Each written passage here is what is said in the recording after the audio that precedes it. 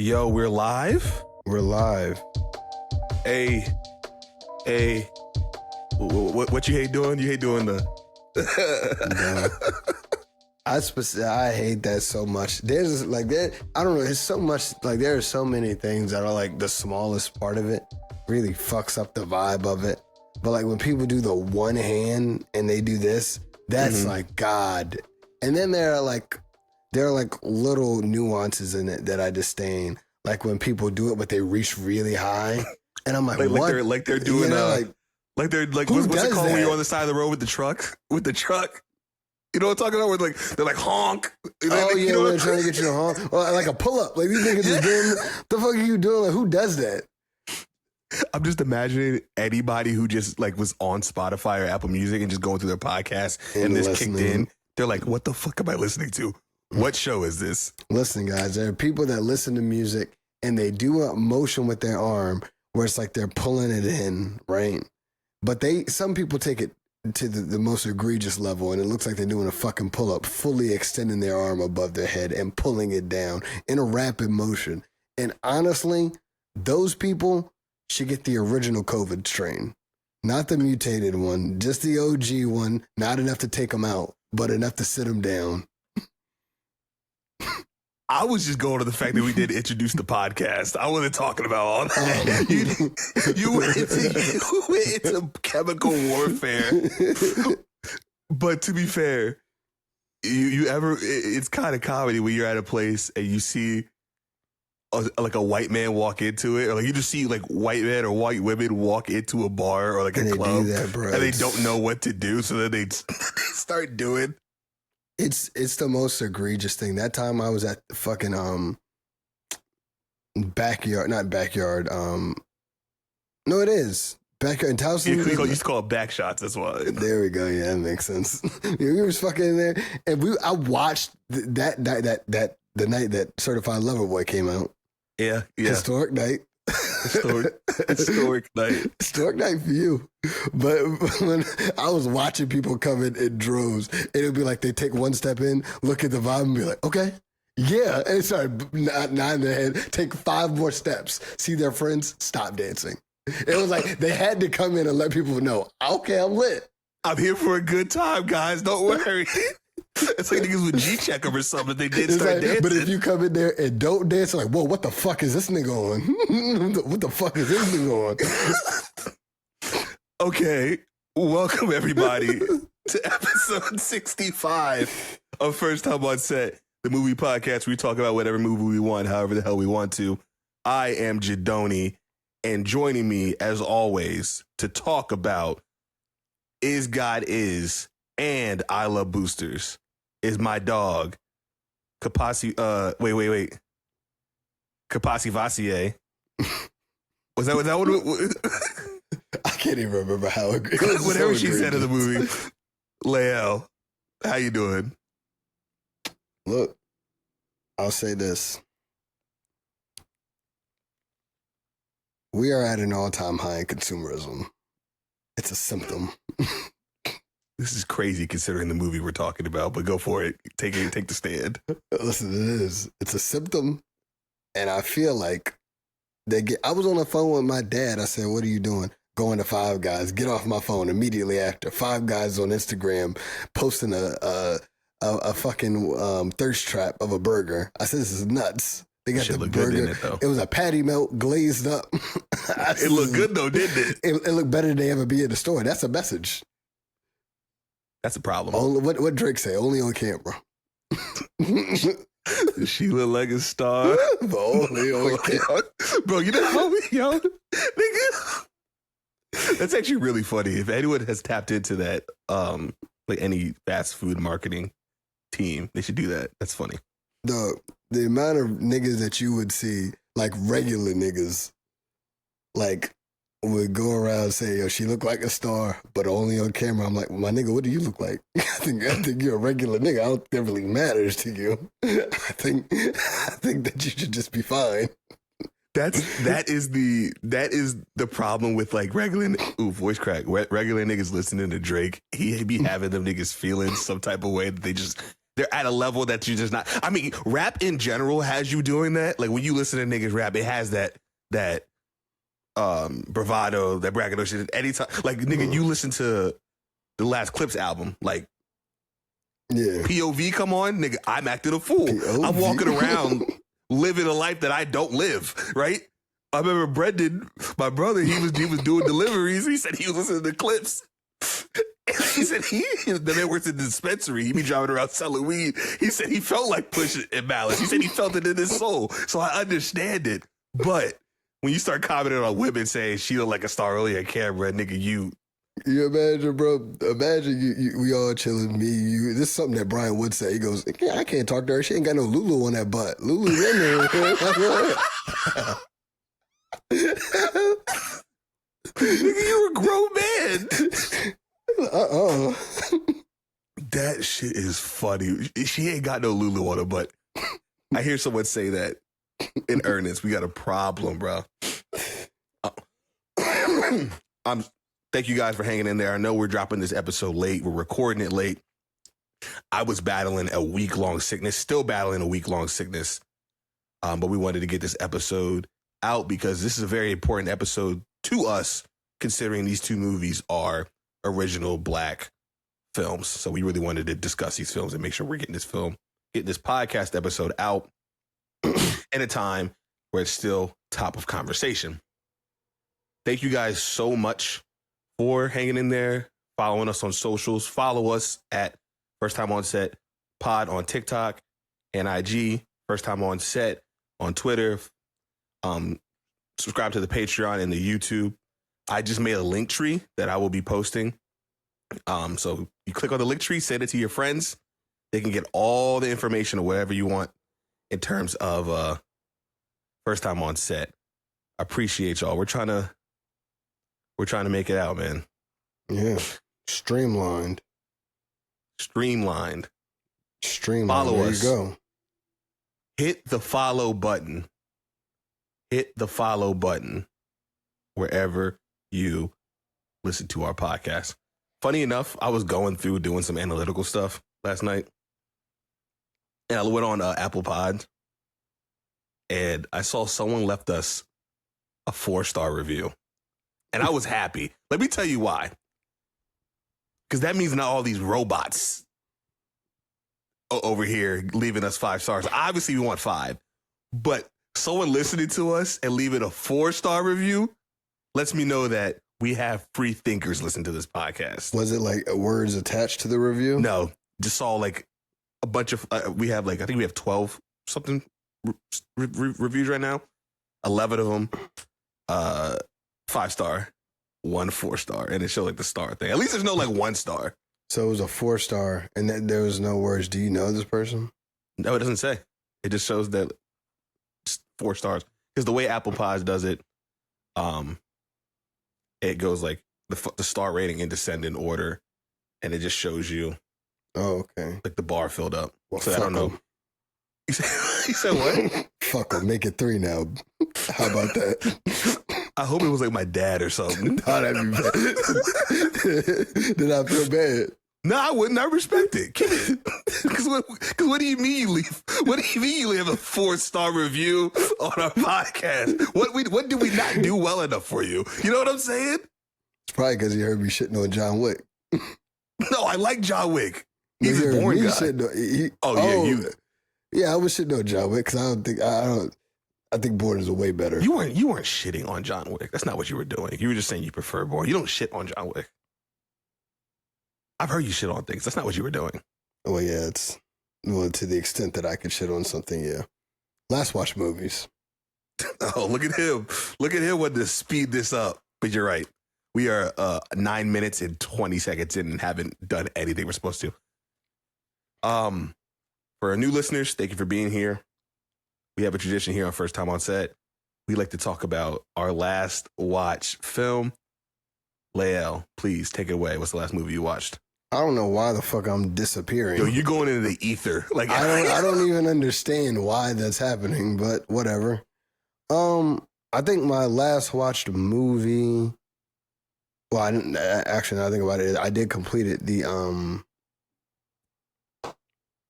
Azkaban. There we go. Prisoner of Azkaban? 3. Yeah, 3. I'm gonna just call it 3. These names are too long and too wordy. I ain't Thoughts? Harry Potter. I can't say all them words in succession. I think that was fun. It may have been how I broke it up. I think that definitely, if I go back, could be my favorite one. Right now, 1 is my favorite so far. I've watched up to Azkaban. I really liked. I like Sirius Black and Remus, and he was a very non-serious Black at the end of it. I found out. Thank you. He was a non-serious non-Black. Actually, That's a hard name though. That may be in the pantheon of fictional names. I feel like Draco Malfoy is. That's a pretty tough name. Draco and what's his dad's name? Lucius. Those are 2 hard names. Lucius. But something about Malfoy. Sirius Black and the way Sirius is spelled, Yeah, it's tough. I like But- Snape too. Severus Snape. We can't get into some other names of Harry Potter characters. J.K. Rowling has some crazy names. Have you seen those memes of like? No. We'll talk about it off pod, but she has some interesting ways of identifying her characters through their name. What is it? Nigga tooth? The black Like guy some with shit like that, yeah. Like shit like that, yes. The black guy with the gap. Hey, nigga tooth.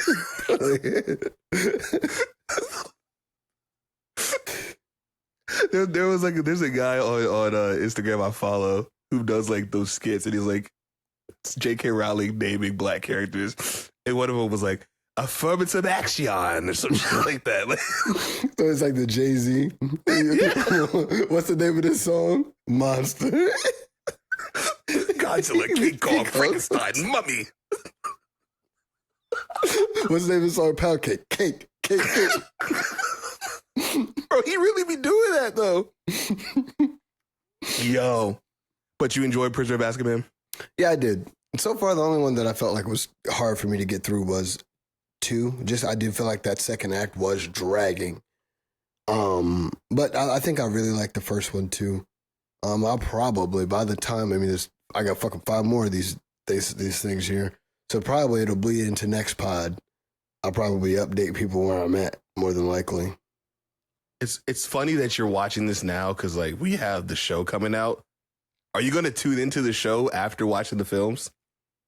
Yeah, or is I'll that too probably much watch Harry it. Potter in a shorter amount of I time? mean, that comes out end of year. It'll be enough time removed, but I'll probably watch it because I'm always interested. I like to see like what made this necessary, and I know we talked about. I just completely Yo, disappeared. you gone? Dog, I don't know why it's doing that. I have legitimately no idea. It's all good. But either way, I'm interested to see what made it necessary for them. Money, nigga. Yeah. I need to do a rewatch on Harry Potter, but that'll come at a later date. I did like Chamber of Secrets though, like being younger and seeing him kill the basilisk. I thought that was like the flyest thing in the world. Like him with the sword. Like, yo, Harry said no wand. I got the sword. I think the coolest thing about it so far to me was in 3, how he said, I saw my dad, he saved me, but it wasn't his dad. That was just Harry saving himself. I thought that was like the coolest thing, like the symbolism that they did there. With that. There's some good films there. I think man. these are really going to be hinged on the villain. I think the villain too was a part of the reason I don't really like Chamber of Secrets as much. Who was the villain in Chamber of Secrets? It's Voldemort, but Voldemort as that one guy, I forget his name. He's like, yeah, I got her because through the book he can control people and Yeah.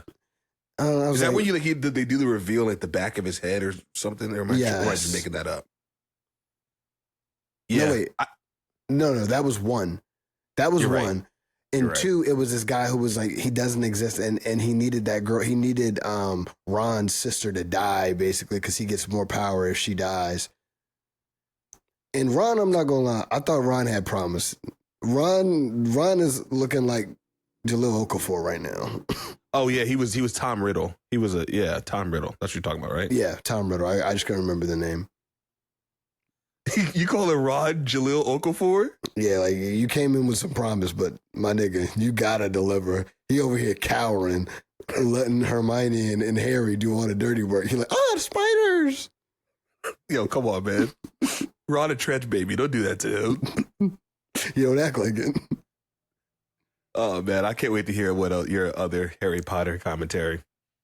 Real quick, last film I watched, I was back, you know me, big member of the Yang gang, Edward Yang, big fan of all his films. Not all of them, I haven't seen all of them, but I'm a big fan of his films. And I just watched A Brighter Summer Day for the first time. This is a movie that I wanted to watch for so long, but it was 4 hours, and I felt like I never had the time to watch it. But then the nigga got sick, and I was like, I have nothing else to do. So I'm going to watch this film. And it was phenomenal. It's between this and EE as like his best film. I think this movie is so good because it's about a boy from like a middle class home set in the 60s in Taiwan who just nice student, whatever, goes into juvenile delinquency, starts hanging around some hoodlums. And just his him being impressioned by these people and like the effects of all these things, while also this moment in history in Taiwan and China was a lot of unrest and kids were looking for solidarity socially because there was so much turmoil between the civil war that happened that they were just looking for some sense of identity. So they started forming these gangs. It's an interesting movie, and I think Edward Yang does a really good job in a lot of his movies of depicting youth and the uncertainty and kind of the ever fluctuating and just chaotic nature that comes with being a youthful kid and going through life and learning about life in a way that I think is really, it resonates even to this day. He's so good at just making the minute kind of still moments still so impactful and so enchanting. I love him as a filmmaker, and I wish we got more films, but sadly, obviously, he passed away. But the 4 hours also didn't feel like 4 hours once I actually got down to watching the film. Those are the best movies, the ones where they don't feel like they are so long. You feel like you want more time in the universe, even though it's like 4 hours. I will say, had to take a break because I had to eat. And like when I'm eating and reading subtitles, it never goes well. So let me take a break and eat. You can't eat and read. You can never join a book club, nigga. It's different though. We're watching it because you have to look at first of all, fuck you. You have to look at the film. I do like, oh shit, I lost my part. Green eggs and ham? You was never part of that Books and Waffles Club, was you, my nigga? You ain't get that shit done. I don't even respond to this because that's crazy. But like my thing is like, it's in a different language, yo. So like, if I look down for a second to look, if I look down for a second, I may be missing exposition.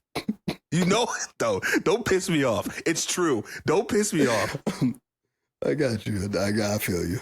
I understand. Like, dude, fuck you. I see what you're doing. You're not going to make it seem like I'm tripping. It's the legitimate. You know what? I'm going to make this a clip and I'm going to put it on TikTok. I'm going to mark this right now. Mark. I'm going to make this a clip. I'm going to put it on TikTok and I'm going to ask the people. Follow us on TikTok, First Time on Set Pod. And I'm going to ask the people if they feel the same way. You're going to be looked at as a fucking hater. That's why you're disappearing. Look at you. Exactly. That's fine, man. Look. I have to live my truth. I have to let the people know what I think. Anyway. We have good movies to talk about. That scare you? Did that clap scare you? No. I thought I heard the door opening. Look at him. He hating on Ron Weasley, but look at him. He's spooked. Looking over his shoulder. Ron Weasley would never. We have two good movies to talk about. Let's get into it. First, let's talk about Is God Is. You ready? Let's go. Is God Is. What a title. Is a 2026 American Southern Gothic revenge thriller written, produced, and directed by Alicia Harris in her feature directorial debut, starring Kara Young. Kara Young's in both of these films we're talking about, actually.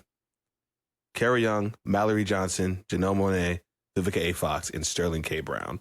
It's based on Alicia Harris's 2018 play, and it focuses on two sisters, twin sisters, who set out on a quest for revenge against their father for disfiguring them as children. I think this is a movie that we talked about off pod a lot, about being excited for. Yeah. Correct. Is that right? Yes, that is 100% correct. And I had this fear that we weren't going to be able to see it in theaters because this like screamed a movie that they just wouldn't show near us. But I was really excited to find out we could watch it. I think everything around this movie was really cool. Like this being Alicia Harris's feature directorial debut, and it being her story from her play. And she got to still direct and write it and everything. I think that's a wonderful story. Very excited about it. I love original Black art movies. Excited to see what was going to come from this. Can we call that new nigga? You said what? I love that new nigga shit. That's real. Yeah, it's real. Basically, see, you were that's saying why the you're corporate. here. You were saying the corporate. I had to speak for the people. That's why you're here, man. New nigga shit. But fuck you. I want to hear from you. What was your excitement at leading into this film, and then ultimately, how did you feel about the film coming out? This is one of the rare movies I think I actually did catch the trailer for, and I saw it was a revenge movie. It had Black people. It had the only hot chocolate that anyone ever needs, Vivica A. Fox. So I was there. I was excited for it. I didn't know anything about it. I think I found out leading up to it that you told me that it was a stage play. And I do love theater, and I love those type of performances. I think those are always really cool. So I was excited. Yeah, that story is so just unique to me. Not unique, but just it's interesting, and I appreciate her getting that opportunity. You famously do not watch trailers, so it was impressive that you did catch the trailer, and it did spark your interest. Leaving the film, give me your initial kind of broad thoughts on Is God Is. Again, I think this is a movie that's right up my alley, to where it's like, I saw it and immediately felt the theater in this movie. Mm-hmm. I really liked that. And then I liked that this movie is a conversation starter. This movie is something that you want to talk about, that you really want to try and break down. And for people that are into it, you want to understand the symbolism and everything that could kind of be taking place with that. So I had a very good time with that. I think ultimately one of the more provocative movies I think we've covered more recently. Mm-hmm. This is definitely one of the more it's bold in its messaging and its ideas that, God is a woman. And then it's bold in the ideas that it's questioning if God is a woman, or if you follow these people blindly, what does that make you? Are you, it's asking a lot of questions, and it's leaving you to answer a lot of these questions. Ultimately, in the end, they don't really define any of this. It's not as clean as, a fucking Hallmark movie would like to be at the end. And I really enjoyed that. I think that standout performances for me was definitely that is Kara Young, was also in this next movie we'll talk about too. So shout out. Thank you for repeating me. What do you mean? I said that when I was introducing the cast, but it's okay. You don't listen. I still said it. Can I not say that? I'm just, you're giving them repeat messaging, but it's okay. We'll say the third time when we talk about I Kara Love Bruce. Young. Make sure they get it. And then Sterling K. Brown, I think, were just I think really, really good. Sterling K. Brown gave a chilling, quiet performance, and those are some of the hardest to actually convey. But I think he did, as we have always said about him, he's one of the best actors working right now, and I think he continues to prove that with his range, but also just his role-to-role performance. What about you? What were you thinking walking out of this? This is my shit. This is the kind of shit I like. And I think we need more of these. I think this movie is so, it knows what it wants to be, from its style to its messaging, to your point, to just how the performances between Kara Young and Mallory Johnson as the twin sisters, Racine and Anaya, like everything centers on them, and they do a really good job of having that emotional center and emotional core and kind of balancing off each other. But this movie, from the jump, I think early on, you see them doing the dialogue, the twin dialogue without talking, and they're having the conversation. And it comes on the screen. And at that moment, I was like, okay, I see what they're trying to do. They're very stylized in its approach, and I really, really appreciated it. And I really appreciate us having these films to come out and kind of just be these films that we see, like the Kill Bills, like I hate saying Kill Bill because like that's obviously where everyone goes to, and Vivica A. Fox is in it. But like having something like that for us is nice to see. I really like this movie. I think, to your point, there's a lot to chew on thematically and what it's trying to say, that I think it pays. It's good to do a rewatch of this film, and I wish I was able to watch it a second time before talking about it. But ultimately, I really, really did like this movie, and I think, to your point, Sterling K. Brown, Kara Young, Mallory Johnson are just incredible performances in this film, and it's something that I really enjoyed coming out of it. Racine and Anaya are like two sides of the same coin in a sense, but they're twins, so it plays into their twinness. But they're different.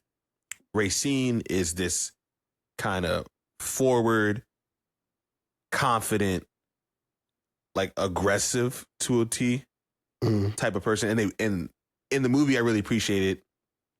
It's because of how they were burned by their father, right? Like Racine only had her arm burned, so like she still has, her face isn't burned. It's kind of, I think they said like she's more beautiful, or she has more beauty to her in that regard, and she was allowed to be that aggressive. And then Anaya is the more reserved, shy one because her face was burned and everything, and I like that dynamic. But their two kind of conflicting personalities come out and they show in certain situations within this movie, even though that they're really tight and they're sisters. You can see them butting heads a lot. And I think Kara Young and Mallory Johnson, this spiel is going to their performances specifically, but I think they do a good job of portraying each twin and their personalities really well early on to get us to understand kind of where this story is going to take us in regards to a revenge story and kind of where it plays out. Talk me through your opinions on Racine and Anaya as characters in the movie. So obviously they're doing that to, like, they're doing the yin and yang vibe there.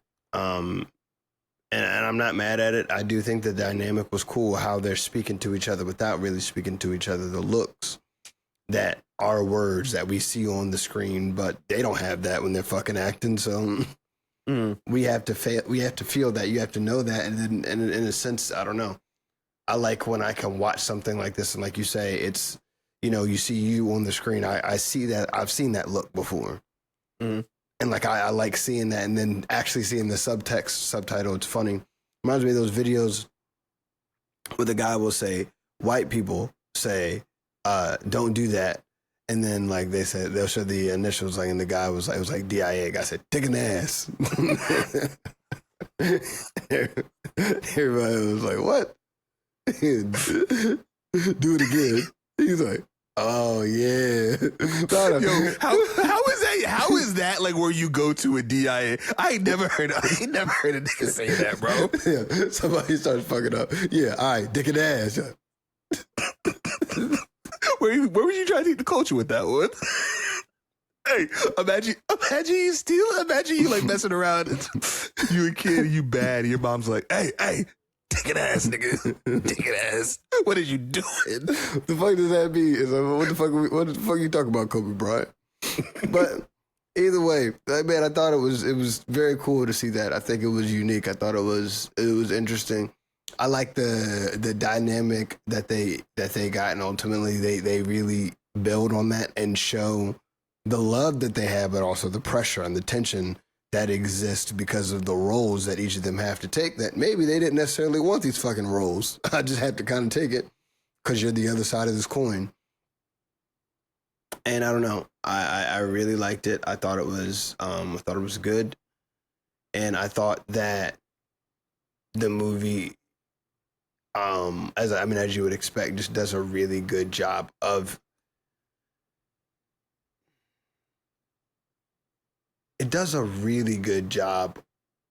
showing blackness in different lights. Mm-hmm. And as weird as that is, like we had the idea of a genuine, pure hearted person. It has someone that's obviously like chaotic evil, like all the way in. We have chaotic neutral, like we have a full spectrum here. Who's chaotic neutral in the lawyer? That nigga. He's my example of chaotic neutral to me. Where he's like, I don't know that there's a chaotic. Is there a chaotic good? I'd have to really think about that. I mean, Anaya is not chaotic though. That's what I'm saying. So I feel like Racine. Would you say Racine? I just you say Racine would not, because like Racine was like early on. This movie was like showing you that Racine was bad because she had nothing better to do and she was angry. I think she's chaotic neutral because of that. I think that like if anybody would be chaotic good, it would have to be Anaya. But nothing about her was chaotic. So. Yeah. Where would you rank the mom, Vivica A. Fox, God? Because she, and this kind of dives into the themes, she was obviously burned by Sterling K. Brown because this film talks about how he was abusive and beat her and she left, got a restraining order.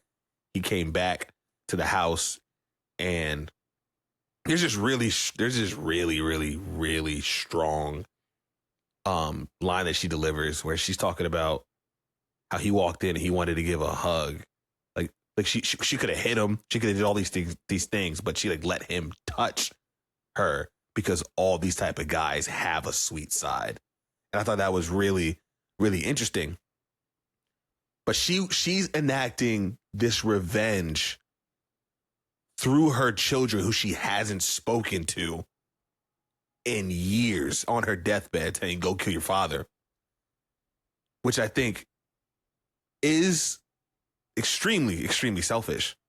But because they were so starved for that motherly figure going through the foster home, they went about it and they did it for different reasons. And not Racine because she was about it, Anaya because she was just being with her sister.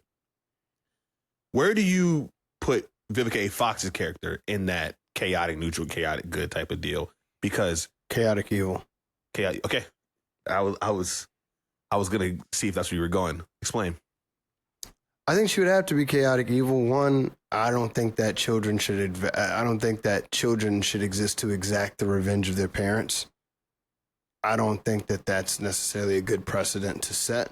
I also don't think, I don't know. There are things about her that the film calls to question.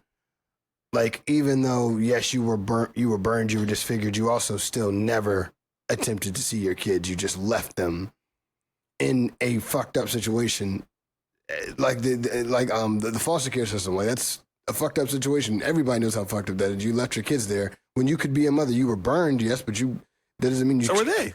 Yeah, exactly. Like, I don't know. I didn't agree with that. I think that she was manipulative. I think she used them and put it under the guise of this holy war, which is ultimately, and again, even with in all of that, without the possibility of that she reached out and grabbed them intentionally, like through agony, trying to, bring them with her, whatever, like whatever that is. Aside. Do you believe that was the case? Because I know Sterling K. Brown reveals it at the end. But like, that's after he was threatening to punch Shorty's face off and all these different things. So that I can't tell, to be honest with you. It's like I go back and forth on thinking. It's like, well, one, if she grabbed the kids, if the kids grabbed her, I feel like your natural reaction is something's hot. A child is going to be able to stay and hold on to her long enough to sustain those I don't know. That part does make me feel like maybe she did, but I don't know. Maybe it's coming from an abuser. Exactly. And that's where it gets tricky. But see, if she wasn't the type of person that would send her kids to do the revenge mission at the same time, I would never question it. So I don't know. That's why I'm saying, like, they're not clean, and obviously he's a fucking piece of shit. But that doesn't take away from the fact that she is not perfect either. That's what the movie's doing now, right? You can understand her rage because she was abused and she was put to death. Essentially, you can understand Racine's rage because the embodiment of why their life, not even just their burns, but them having to go through every single foster situation that they're in. And I liked in the movie how every time they brought one up, it was never like, oh, the fourth one or then the first one. It was like they went 1, 2, 3, 4. I don't know if you noticed that. Every time they brought up a new foster situation, it's like, oh, you know what, what our third foster person did? I didn't realize it did that in succession. Yeah, so they went in order. But Racine's angry because of her position, and that's the embodiment. So you understand why she feels that way, but like also she catches some bodies along the way that maybe shouldn't have been caught. And then you understand why Anaya is angry at her sister, but also you understand why she's going along with it because she's the only family you got. There's a lot of things going on thematically in this movie that I think really has you thinking. And I don't think between Sterling K. Brown and give me a second, the lawyer. Why am I banking on his name? Yeah, the lawyer's name. The lawyer's name is Mykelti Williamson. Yeah, Mykelti Williamson. Bubba. It does a good job showcasing like not only the abusers but the people that are silent around abusers as well. Like he got his tongue taken out, which obviously is a symbolism and allegory for people that don't stick up to these people or stand up to these people. So it's putting a lot of people to the fire in terms of morality, but you understand a lot of the time why they do it, but you're also like, this is going to end bad. So why are you doing this? So I think that marks a good revenge story to me, is like understanding why they're doing the revenge. Mm-hmm. But also like, where this is going and it's not gonna. Damn it, motherfucker was Don King. I was like, I know this motherfucker from something, and it's not, because I don't really like Forrest Gump like that. Don King in Ali. That's what he was. And yeah. But no, look, I can't defend you. Put my ass to the fire. Wink, wink. Yeah. Yeah, I mean, look, the movie, that's why I'm saying the movie is very, like, I'm a conversation moviegoer. Like, we can... Well, and when I'm saying conversation, like obviously you could talk about every movie, like that was cool. But I'm saying movies that make you debate and invoke conversation. Yeah, like where you have to kind of break it down, and you're gonna get different interpretations. And like, we don't watch John Wick and really have different interpretations of what happened on the screen. It was another shot, just in case your dad was the one that left the 4 stars. Again, he's not going. He's a bored guy. I don't think he's going to care. I know. I just had to keep the storyline going. Honestly, you're taking shots at me. That's what you're doing. I mean, I don't know. And the fact that you're acting like you don't like John Wick is crazy. I'm not acting like I don't like it. Shit. I was appalled that you said it was better than Bourne. I like what it does better. But yeah, I don't know. I think the movie, because it's like, okay, if God is the mother, what is this movie saying about God? Like, it's so much that this movie is saying, and you know, I think that there's room for it. I think if people have opinions, thoughts, and feelings, and they can express them in an artistic way that's not volatile, then I think that people should be allowed to, and that's their right. And if you want to consume it, you can. But I think it's interesting. You get to get people's perspectives, and you can really think and have dialogue. And I think that's what art is supposed to do. Art is not necessarily supposed to make me agree or, you know, agree with you, or supposed to persuade me to your side. But I think it's supposed to do, at the very core, make me empathize and understand what you think and what you feel. And I think that a movie like this does a very good job of that. Absolutely. With every character too, not even just the overall message, but well, not Sterling K. Brown per se, but like with almost every other character, you could kind of understand their perspective and understand their feeling and understand why. Yeah, I think what this movie does as well, and it's credit to Sterling K. Brown's performances, because it hides his face throughout the entirety of the movie until they finally have the final confrontation. But like, even in that instance, what you're saying, you're like, oh, not Sterling K. Brown, he was a monster. The way he performs in this role, and Vivica A. Fox alluded to it, saying these guys have a soft side to him. The way he talks, like he is a monster, but he talks very it's disarming.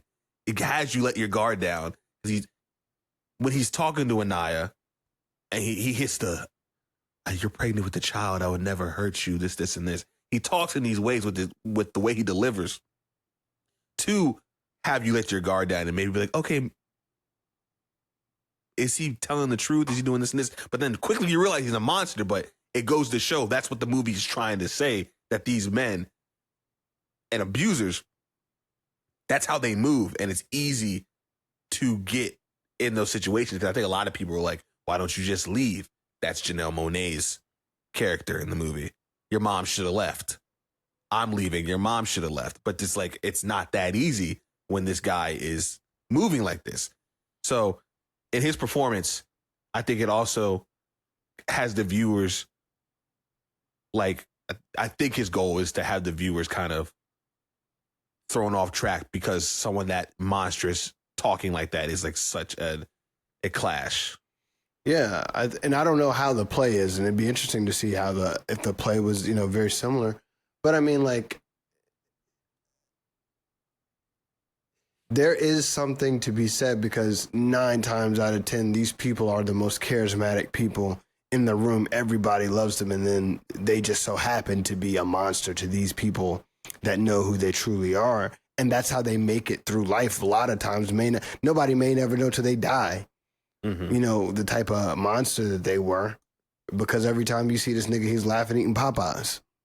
Like Erica Alexander's character running the church, like, she didn't mention anything about that man being a monster. And she was like, he was broken and I was there to fix him, and she kept all his stuff. Yeah. The speed stick was hilarious. A speed stick is, listen. Speed stick is a deodorant you get in emergency. Like, you got to stop at a gas station, and like, it's the first thing you grab at a gas station that got glass all around it. Like, you know what I'm saying? You don't go out of your way to buy speed stick. If you're buying speed stick, this is an anti-ad. If you're buying speed stick, find a new deodorant. Because what are you doing? Armin. No way. Don't do that. Don't out his name. No way he uses speed stick. He don't use it no more, but he used to use speed stick. He didn't know no better, right? If you grown, speed stick kind of. Him and Brian do better, because Brian wasn't better than me, because he's using that nasty Old Spice deodorant. the powder, not even a gel stick. He was a real dirtball with that shit, man. I'd be like, man, y'all get some Dove. That shit make my arms irritated. Real quick, because we have 2 movies to talk about. What was your favorite part of this movie?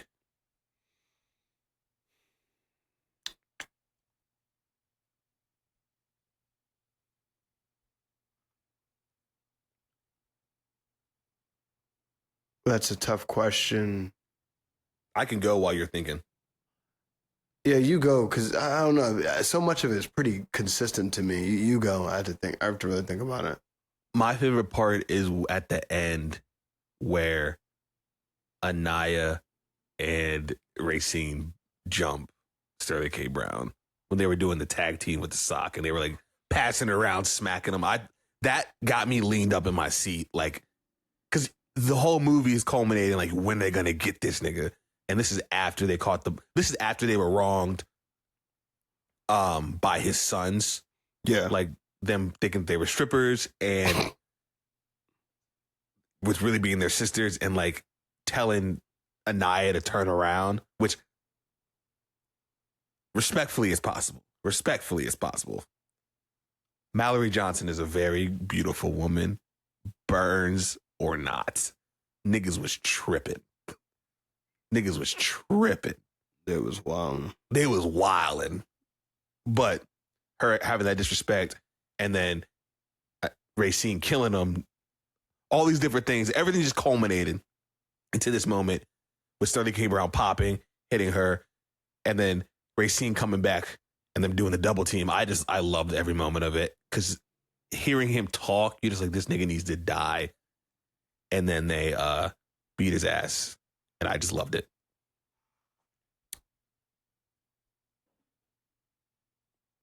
I think, because I don't know, I was really having a hard time trying to figure out if I like the sequence where they first meet, like where they first go to the church and they meet Divine, and like that whole thing with her son more. But I don't know. I think I really liked from the moment the tension that you could feel from when they run into Janelle Monáe for the first time, and how that was like such, like that moment they sat in that moment so long.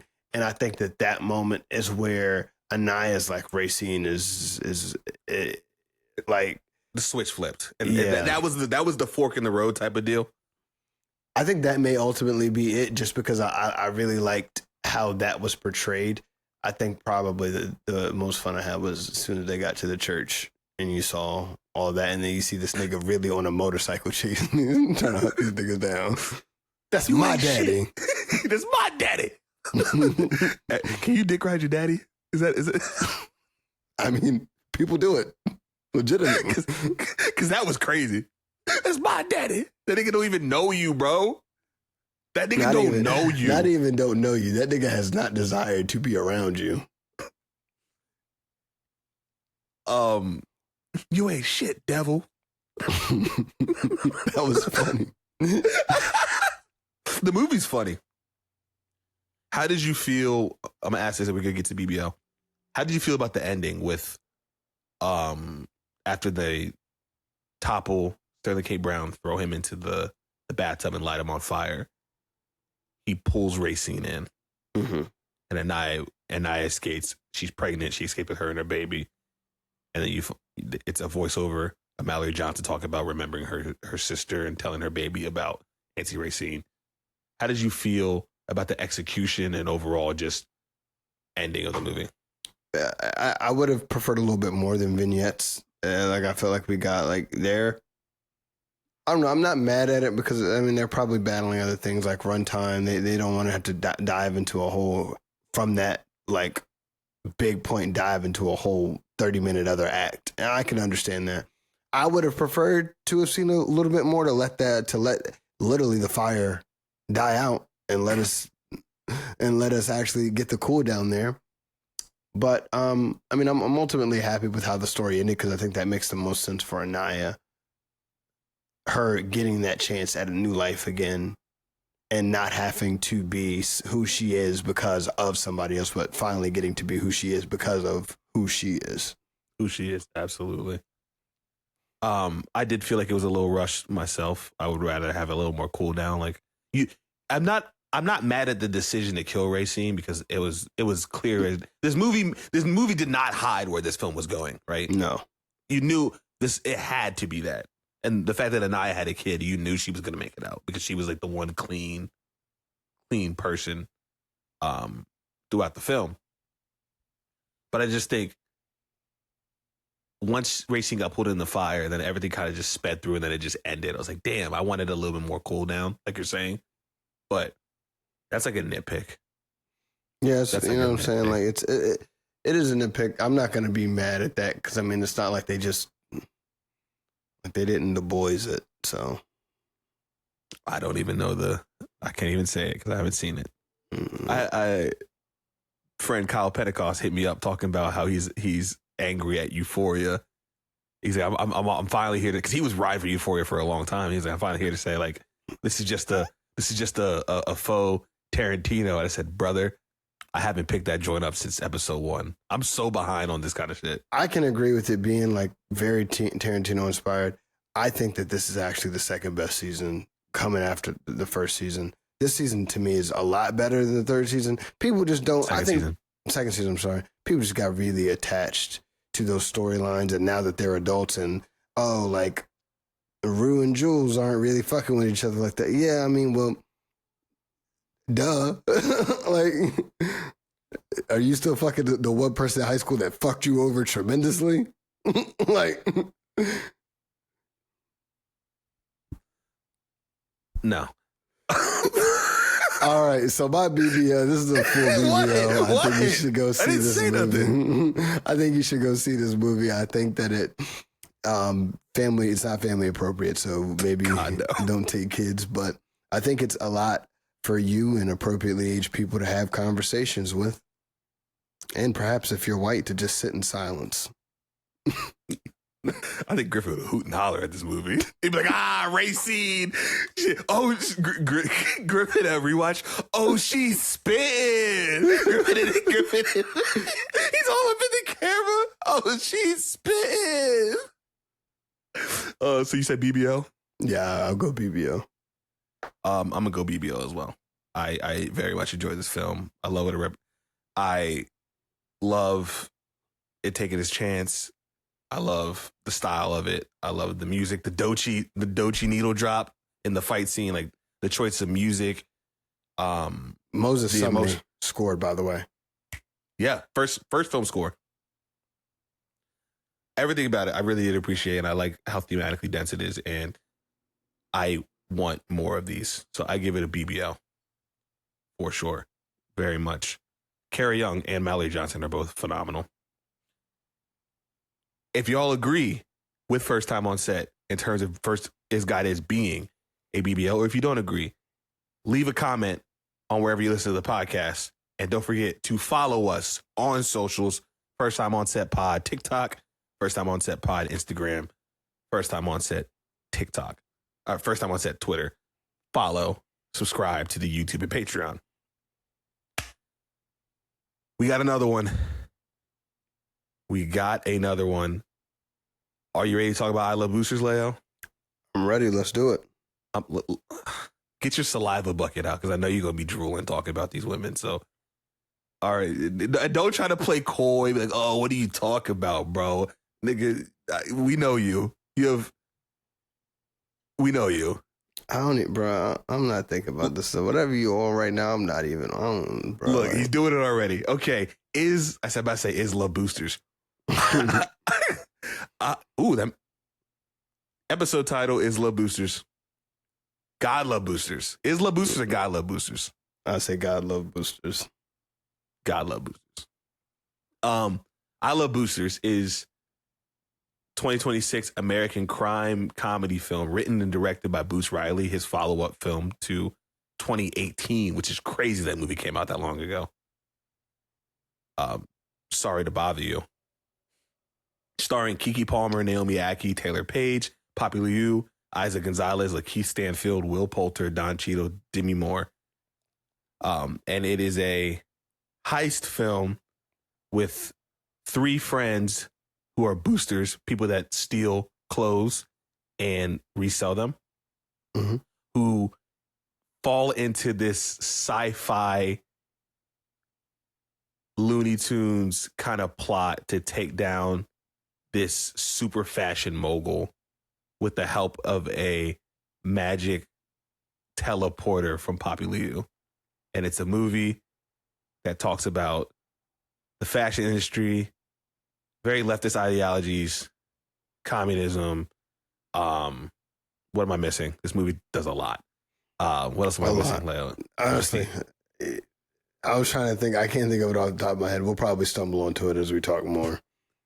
What consumerism, all these different things, but it's a lot, and it's a lot to describe. And it's honestly best that you don't know what it is going into it, because it was wacky enough for the first half, but then when the when the teleporter gets introduced, you're like, where else could this shit go? We're familiar with Bruce Riley. We're fans of I Love Boosters. Damn, sorry to bother you. And you watched a little bit of I Am a Virgo. I was not able to watch I Am a Virgo. Yeah, I did a little bit. But also, this movie, Carrie Young, also. You're such an asshole. Carrie Young is in that. Huh? I'm a Virgo. I thought you were talking about mentioning Carrie Young in the movie again. Like, no, Carrie Young is in I'm a Virgo. Carrie Young is in I'm a Virgo. Bruce Riley is a very out there filmmaker. Thematically, visually, stylistically, in film and dress. Yeah. Just a zany nigga, man, which I respect. And Sorry to Bother You was a movie that a lot of people had conversations about. Vaughn is like traumatized from that movie, apparently. Every time he talks about it, he has tears welling in his eyes. It's fucking crazy. The horses, man. The horses. What did I just watch? This is a movie we were excited about. This was actually my number 9 on my most anticipated movies of 2026. So I wish you would have done one, but I think you were sick at that moment. Yeah, I was. Where do you think this would have fell? Would this have fell in your top 10? I would say probably, yeah. I could see it falling in my top 10 because I really liked Sorry to Bother You. I thought Bruce Riley is, something that's very interesting to me as a person, but then also just, a director too. I think that this having Keke Palmer, Naomi Ackie, and Taylor Page in this movie, it'd have been hard for this movie to not make the short top 10. You're doing good, man. You're doing really good. You're doing really good. How am I doing good, man? No, you're good. You're good. Don't worry about it. I just want you to know, self-proclaimed ally Griffin didn't put this movie in his top 10. Griffin also didn't send us $10 for Black History Month. And he had that ridiculous excuse being like, oh, my wife, I have to send her the stuff and she's black. Like, okay, bud. Nice cop out. What a ridiculous human being. So yeah, really excited about this movie. Star-studded cast. A lot going on with this film. What were your thoughts of Sorry to Bother You? No, fuck. I Love Boosters. My God. Boosters. I know what you mean. I know.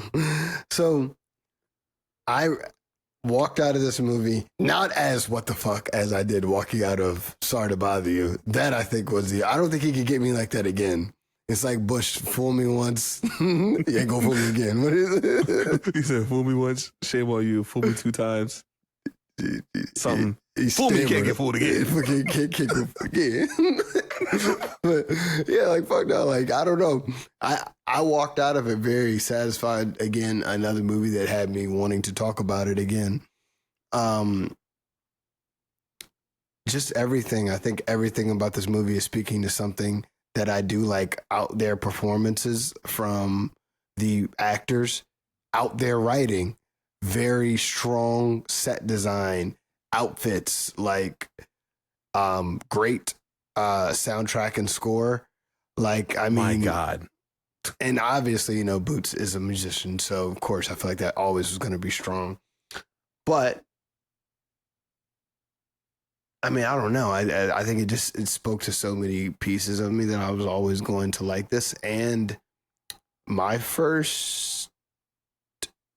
first that I could think of the collaboration between Boots and Don Cheadle, which was a big surprise to me because I did not know Don Cheadle was in this movie until seeing Don Cheadle on the screen. And I said, of course, Don Cheadle. One of our best, man. Your mama's a bitch. Now, I actually didn't see the trailer for this one, but I didn't need to. I was sold. You saw that one picture where they announced it, and it was the Velvet Gang all in yellow. You're like, I'm here. He said, I'm here. Yeah, I was. I was always going to be there, guys. I was always going to be there, guys. Like, you sound like a dweeb. Guys, I promise you I'll be there always. Because you're here. Crody. When the six talk, you shh, Crody. I don't want no shots, guys. This is a movie. To your point, once you watch Sorry to Bother You, you expect, you know what to expect. This movie is a interesting showcase of like maximalist filmmaking, but it being the complete opposite in the sense of what it's talking about. Like, yeah. This is Neon's biggest, like, most expensive film, and it shows through the set designs, the costume, everything. It's very much a lot going on, and it's a lot to take in at points. It's throwing a lot at you always. It feels like there's never like a down moment in the sense there's always something wacky, loony, nuts going on, even when things are supposed to be slow. And I think I appreciate, while I was watching this movie, I appreciated just looking at the screen and being like, damn, this guy got to do whatever the hell he wanted with this movie, and not a thing was compromised at all. And that's something that you, as a creative, you can't, that's what you dream of, being able to put your full realized vision on the screen, to the tape, to the world, to the canvas, anything, being able to put that there. And him having this great cast of characters who who go in and out of dramatic and slapstick moments, all of them hitting on all cylinders.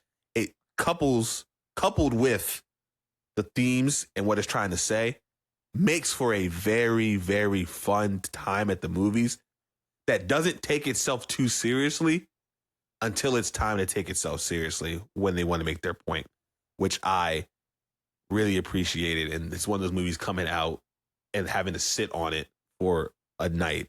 I appreciate it way more than leaving the theater. I mean, Yeah. Go ahead. It is. I agree. It's definitely one of those movies. He's like a slow cooker because there's so much going on in these movies and such random like parts that will just stick out into your brain that it's gonna eventually like weave its way back into your thought. You're like, what the fuck? You're gonna say something. You'll start thinking about it again. And I think to me that's my favorite. I think that's like one of the most endearing parts about his movie. That there's always something I could go back to. Whether it's I hope you have a great day. I hope you have a better day. Like when they keep doing that. You look good. No, you look good.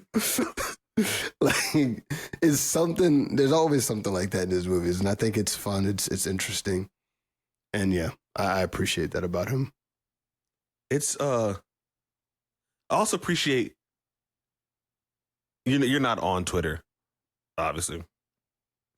Follow us First Time on Set Twitter. I'm gonna keep plugging this. I'm gonna do my damnedest to plug this. But it's really funny because you could tell how much he cares about this, because every single time, it's like a running joke. People say they say boosters, And here comes Boots Riley popping up on their tweet, promoting and talking about it. Like, he's everywhere. Anything about I Love Boosters, you will see Boots Riley under it. And it's funny because obviously, it's funny because he's like a mystical Negro popping up everywhere like a genie. But it goes to show, not only in his film, but how much he's promoting outside of it, how much he cares and wants to get this out to the public. It was funny. I saw a tweet.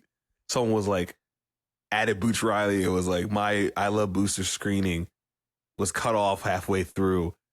And then Boots Riley responded. And it was like, was it for the Mandalorian Grogu? And the person responded and said, who do you think cut the wires? And then Boots goes, Grogu's ass. And I just thought it was so funny.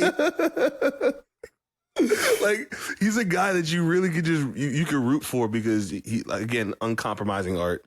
And this is just, I hope more people give these kind of movies a chance. It's not a movie that a lot of people that aren't constant moviegoers or that don't branch out into, with their taste, mm-hmm. are normally able to like grasp naturally, I guess that's what I'm trying to say. So I hope they give this a chance because it is a fun time. Outside of all the wackiness, it's a good heist movie. Yeah, it is a good heist movie. Real quick, I wanted to say that because you were talking about how unflinching and how much he clearly cares about the art that he's putting out in the world, where he's putting his face, his name, everything behind this. Boots actually made Sorry to Bother You. The screenplay was done in 2012, but they couldn't make the movie, so they made an album. He's in a band called The Coup. Mm-hmm. Him and Tom Morello. Wow. Yeah, and so they made the band made an album called Sorry to Bother You to try to, I guess compensate for the fact they couldn't do that, I think. And that's the thing that it's so cool about him because he's gonna do it by any means. Like, he wants to get this out. Yeah. And he wants people to see his movies. And it's I'm something sorry. I said The Coup. Wrong. That Tom Morello is not in The Coup. Tom Morello is in his other band, Street Sweeper Social Club. Two different ones. Two different ones. I said it and I had to go back and I was like, wait, I think I got that wrong. Regardless, Tom Morello is in a Boots Riley band, or Boots Riley and Tom Morello are in a band together.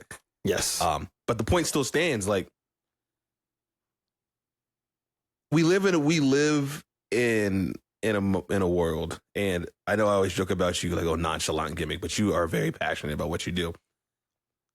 It's cool.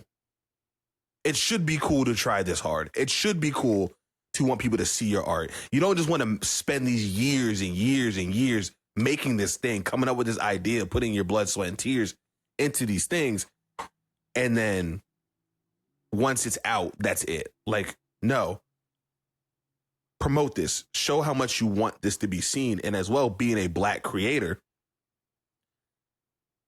you only get so many shots, man. Yeah. You only get so many opportunities. So, like, you got to make sure that this lands. And I appreciate him going the extra length to make sure that people are going and seeing this movie because it deserves to be seen. Not at home, not on streaming. I do truly think you're doing a disservice to this film by not watching it on the big screen. Golly. Sorry. I know you couldn't hear that. It was blasting me with the phone call. I don't know how it got through, even though I have it on Do Not Disturb. Yeah, he was getting blasted. It was getting blasted. Boots Riley. Sorry. It's hard to talk about this movie because there's so much going on, and I want to put the focus on the movie. I know we're talking about the what it means and what it stands for, but Keke Palmer, Taylor Page, Naomi Ackie, who play Corvette, Mariah, and Sade, the Velvet Gang, all have their moments of like dramatic seriousness, but then they also get to play and have fun in this world that is ever so interesting And I think these are three actresses who are all operating at an elite level in this movie and just in their careers currently. And they all show up and they do a great job. Keke Palmer playing the kind of more straight-faced, angry, melancholy Corvette. Corvette. I don't know. Naomi Ackie playing the Sade, who is Corvette's best friend, who is serious, but then also has her little moments of, pyramid scheme believer, which is like, okay. But she also plays into it. And then Taylor Page as Mariah is like, I think she's hilarious in this movie. I think we should have had more of her. But she is like probably the dumbest, not dumb in the sense of like intelligence, but like the things that have her doing. I think she says she leans into the silliness of it, I think, the most in this movie out of the core three. I think they're just all just incredible actresses. And I think they all freaking knocked it out the park in this film. What'd you think of their performances? I think that probably for the first time in the history of the award show, they should give it to all three of them. What award, Leo? Best actress in a movie. As a matter of fact, they should forego actor and just give all of it to them. Okay. I like this. I think that it was amazing performance. Keke Palmer was as Keke Palmer has been since we've seen Keke Palmer as a child. Keke Palmer's always been amazing, charismatic, fun, entertaining. You cannot say enough about the in-depth and very nuanced performance of Naomi Ackie as well.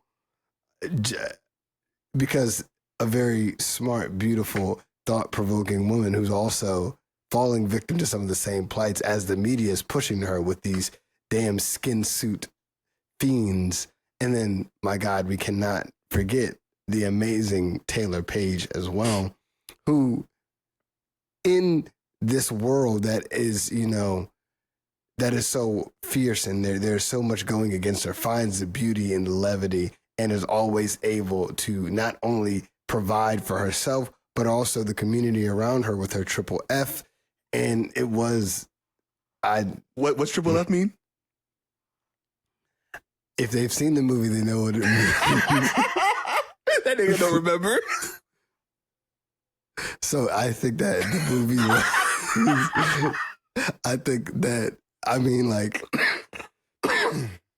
I have a hard time not comparing this to The Departed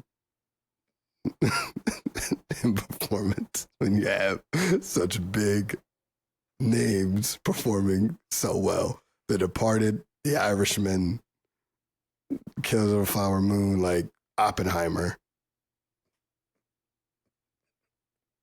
Beautiful, man. Beautiful. Beautiful. You're hilarious, dog. They all did a really good job. And I think Keke Palmer specifically, like her and Boots Riley is like a match made in heaven. It's like, duh. It's like, duh. Like she was with Peele. She did Peele in Nope and was obviously great. But then you see it with Boots, with the physicality that was required for the role. Everything about it. It's just like, duh. Makes so much sense. I would like to see her in like almost every Boots Riley film from now on. Just how Lakeith is probably going to be a mainstay. Yeah. And Carrie Young, maybe. Looks like the last two things she's done. There's been a shout out Carrie Young. She's getting a lot of shout outs on this pod, rightfully so. How'd you feel about Demi Moore's performance as like this Elon Musk-esque fashion philanthropy? This is like she was essentially like, she's like Miranda Priestley, but with no heart and soul, not really giving the game. Because this was ultimately just another a grift to her. Miranda would spit on her. Miranda would put hands on her, bro. Like, yeah, man. But I don't know. It's hammy. It's a little hammed up, but I think there's comedy in it because it's so quite clearly satire. that I can't be mad at her hamming it up and being as corny as this person is to be perceived. Just the same way we look at Sterling K. Brown as like my God, he's an irredeemable monster. It's the same way you're supposed to really look at Demi Moore as like, God, you're a hopeless monster whose breakfast is consumerism. Mm-hmm. And it's like, so I don't know. I could see people maybe being annoyed at it, but I did not. I thought it was fun. I thought it was funny. I thought that her interactions with everyone around her and her just being so, let's go. I've never seen somebody say, let's go live, and then they turn it back camera. That was funny as shit to me. That was funny. I was like, I actually stopped. I was like, can you go back camera on live? I had to think about that for a second because I've never seen it before. She had some funny moments. in the film. The low class urban bitches thing kind of worked. That wore thin on me after the first time. Urban bitches, but I think she did a good job. I think when in a movie like this, when everyone is operating at that mode, it's different if like one person is acting like they're in a completely different movie, right? And it kind of pulls you away from the performances. But everyone felt like they knew what they were doing in this movie, and they played it in a role that needed to be played. So much of this movie reminds me of like Everything Everywhere All at Once, No Other Choice, in these like uncompromising, weird social commentary films. But this, I think, is the best looking of them all. I think. That's no slight to. That's no slights to No Other Choice. Yeah, that was a really good. I look phenomenal. Good one. Yeah, but I mean, the monochromatic sets, the Cat in the Hat, everything they did with the sets. Like, I really liked how we mentioned this on the phone.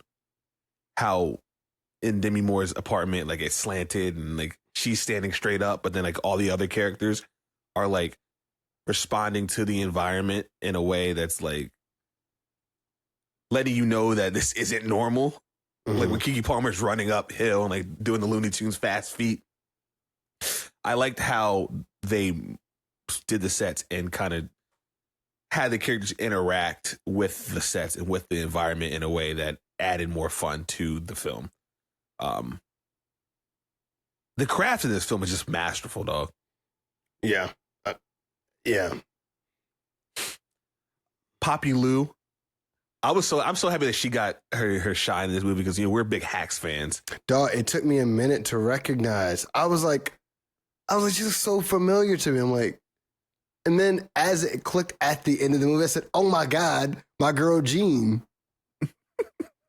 Well, I'm saying Jean for like Jean Smart, obviously. But I was like, yeah, that's where I know her from. Then I went that night Kiki. and watched because she mentioned Kiki in the episode from that week, which is funny because I went and watched. I was like, oh, yeah.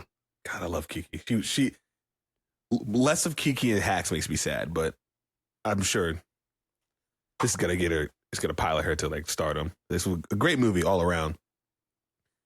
Did you feel like its themes were effective? Because it throws a lot at you, and it has a lot to say about the workforce and anti-capitalism and consumerism and fashion. And did you feel like, one, the themes landed, and two, they were spread throughout and timely in their appearance? And did you feel like they were kind of like too hammered on, or like how did you feel about everything this movie was trying to say?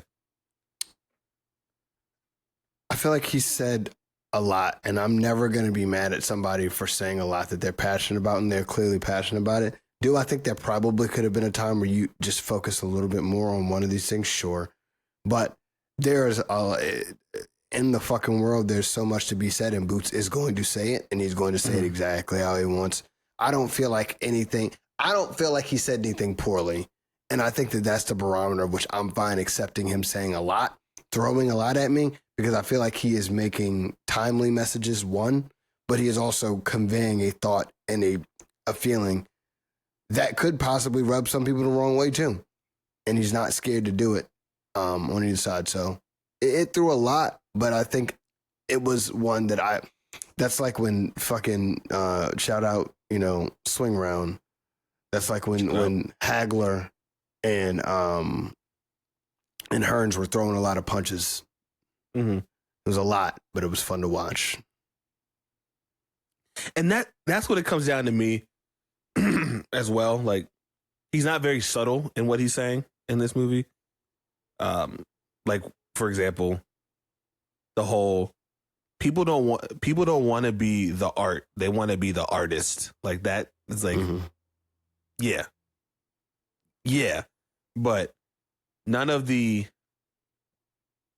everything that I could say, I didn't really land with me in this film, whether it was the humor or some of the on the nose kind of portrayal of the themes, or just like every fucking idea. Because when you're throwing all this shit at the wall, some of it might not stick to you. But everything that didn't land, it's just the audacity and the fact that he was bold enough to do it. It gets washed away. It's like, damn, it's still a fun time. It's still one of those movies you want to go to, and you're like, damn, this is what movies are about. This is what making art is about, because it's to bring you to these places and to show you these things and to really just do what he did in this film. So thematically, on the nose, but I try to do some introspection myself, and like maybe I'm being a little too cynical in some of these things, because like maybe people just need to hear these things outright, especially with satire. Like, you need to understand what's going on, and I'm giving that more grace because ultimately I think the movie works as a whole. Yeah.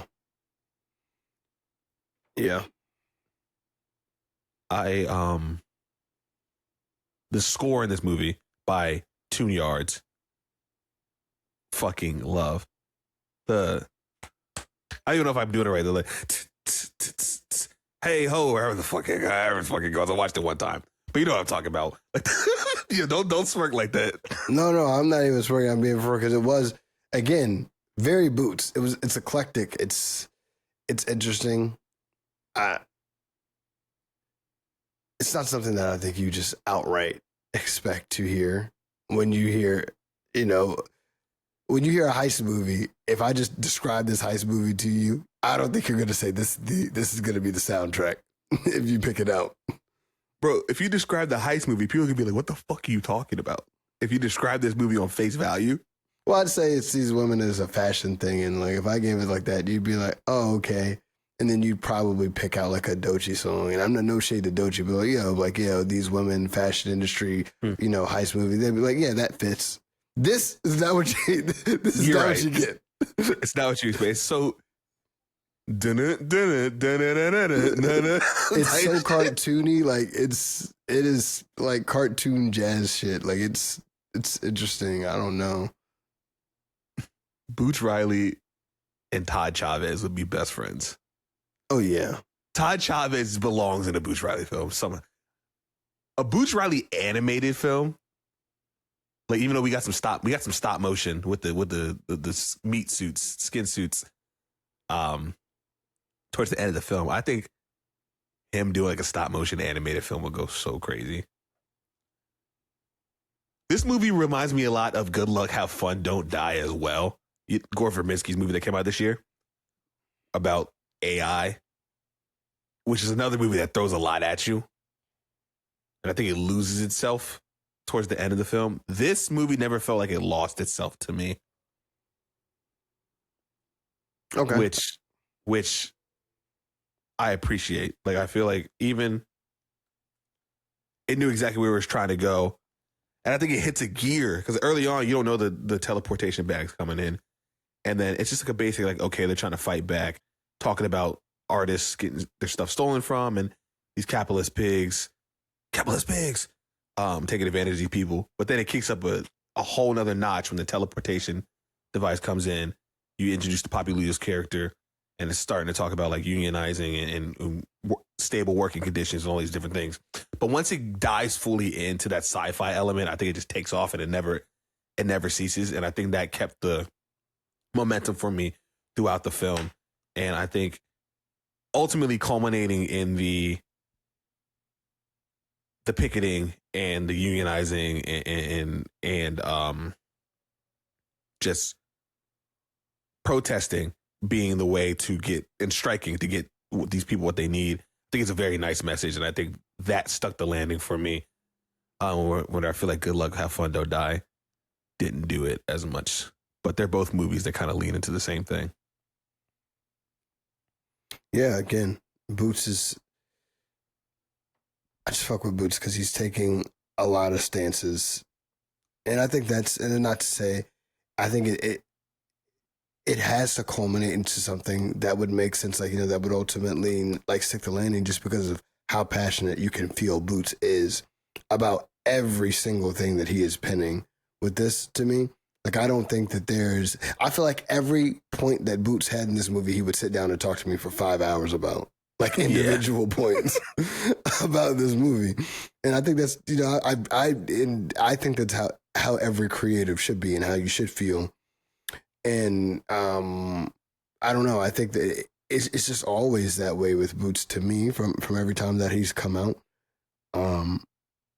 And I think that he has so much to say due to a lot of who he was, and it's been indicative as his entire life. You just kind of read the biography of him a little bit earlier. Came up, both his family, you know, both of his parents directly being involved in social justice causes, and then him himself, even, you know, at the age, what did I think when I pulled it back up here? I think at the age of like 14 and 15, he was a part of the International Committee Against Racism, and then 15, the Progressive Labor Party. So he was already into Marxist views and like communist stuff. Well, I guess technically they split from the Communist Party at that point. But like that vein of stuff, at 15 years old, what the fuck do you think the adult that comes out of this is going to be like? Yeah. What do you think that he's going to be like? Exactly what we got in that movie. I don't want to keep talking in circles. Shout out Isaac Gonzalez too, her being the vaping freedom fighter that she was. She was great. Did you feel like you could trust her? I was on the fence. I mean, initially, because she kept on popping up like fucking Batman. Exactly. But then once you started realizing that she was like actively trying to strike, yeah, and she form a union. See, my fear was that she was going to pull the rug from under them at the end, and then be like, well, I got what I wanted. Fuck them. I was a little nervous, but she held silent. She did hold solid. I think she was too gung ho about the whole thing. Like, you could tell that's someone who like eats, sleeps, and breathes that stuff. And like she knew everything about I think the one thing where it did kind of cause some like caution for me was when she was like really talking about the teleport. Like, how do you know all this stuff? Yeah. Like, are you trying to do something nefarious? Like, why are you so deep? But ultimately, I wasn't too concerned with her. Also, shout out the probably like for some people almost the face of idiots, Adam Devine, for being in this. What was he in this? He was just the boyfriend of Christy. Oh. It was just a random little pop-up. He wasn't in much of the movie, but just so funny to see him in this. Oh my God, how did I miss that? Viggo Mortensen played the documentary narrator. Heidi Schlumpf.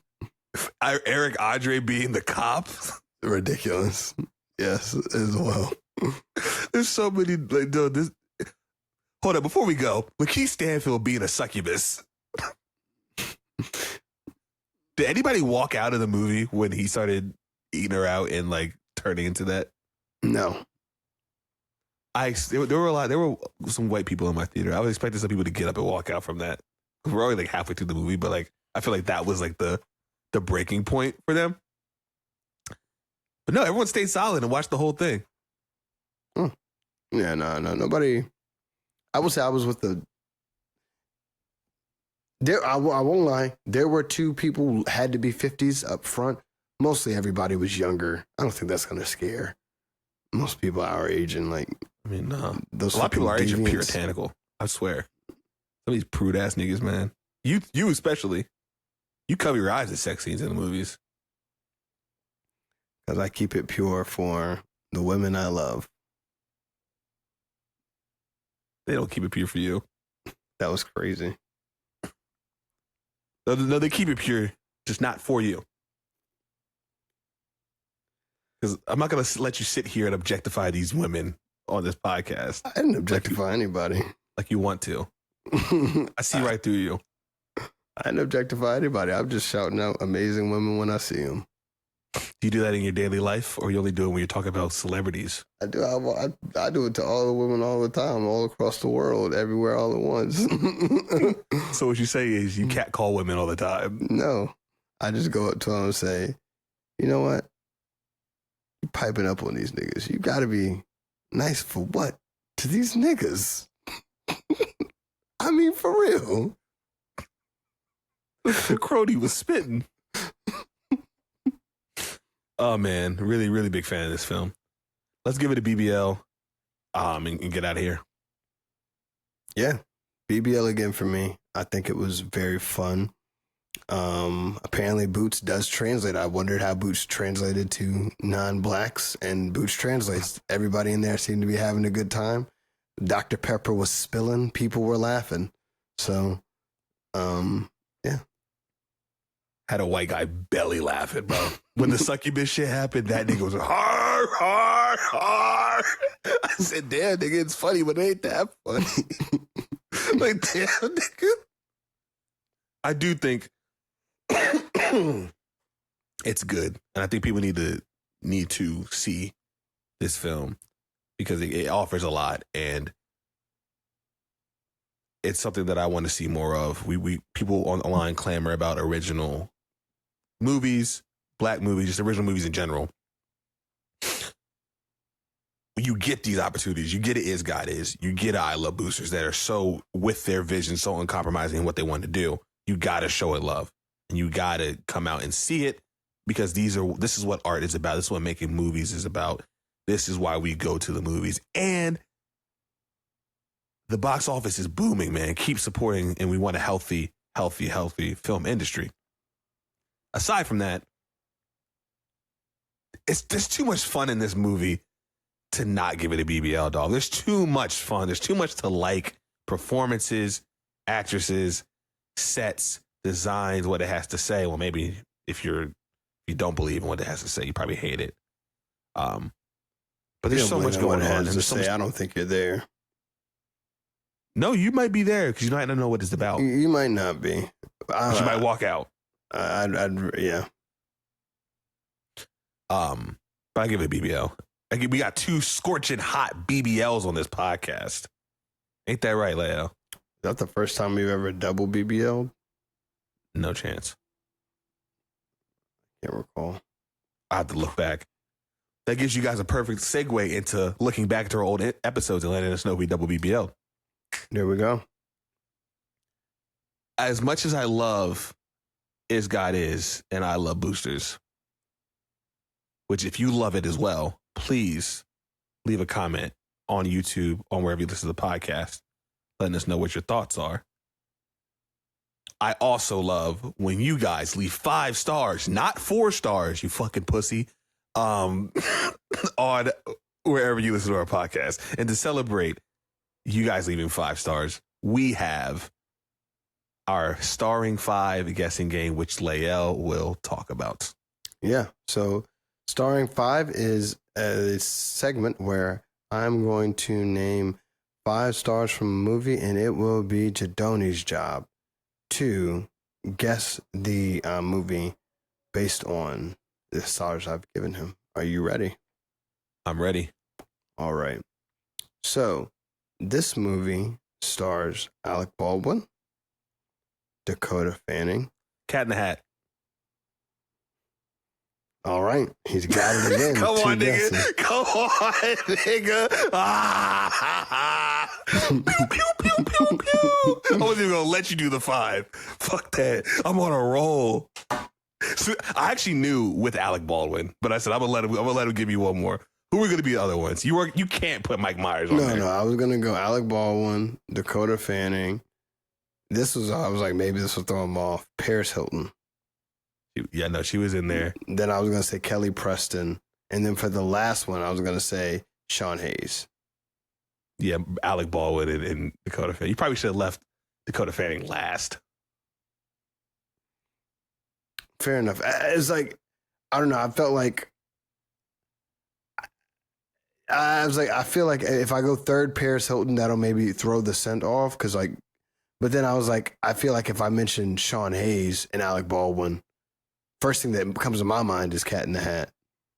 So I was like, I don't know. I feel like I didn't know where else to pair that because those two people, I feel like in that, like, what else have they been in together? That's fair. Besides, I think, an episode of Will and Grace. Old ass. And 30 Rock. Another show that has missed me. But I'm going to get to it. I say I'm going to get to it, nigga. I'm not going to get to it anytime soon. I had a good time talking about this. Leave 5 stars wherever you listen to the podcast. Leave a review. Send this to a friend. Follow us on Spotify. Follow us on Apple Music so you never, ever miss a First Time on Set episode. And we be putting them bitches out. We be putting them hoes out. So you don't want to miss it. Gotta have hundreds of hours damn near of. Yeah, nigga. We got like 72, 73 total episodes depending on the TV and everything. Actually, more than that. I'm trying to think. With Atlanta? No. Patreon. I'm going outside of Patreon. But if we could include Patreon, then we definitely do. But like, we had, I think, 4 episodes. How many episodes of Invincible did we do? Because we covered 1 through 3 and then 5. And then how many of Pluribus did we do? Oh, no, Pluribus was Patreon. Pluribus wasn't main. Damn, I forgot we did Pluribus on Patreon. I did too, bro. My brain almost, it's nuts. Don't Pluribus. We've got hundreds of hours of content now. We got at a least lot 100. of content. Please go back and listen. And be on the lookout because we will be doing some more First Time on TV coming up. Speaking of, Spider Noir comes out tomorrow. Yep. I'm so excited for that. My mom was like, Nicolas Cage is playing a detective spider? I said, yeah, Mom, Spider-Man. She said, what? And this coming the day before, she'd asked me, when are they doing the next Miles Morales Spider-Man? Or she calls him Miles Davis Spider-Man. Bless her soul. Did she do that like unironically? She doesn't realize I'm like, Bob Morales. She's like, I don't know why I keep saying Davis. What if he was singing? What if he was a singing ass nigga? I mean, look. Well, I mean, they do a lot of jazz. So I mean, if he picked up his trumpet, got on his Miles Davis, I'd respect it. Miles Davis doing some jazz. I mean, basically,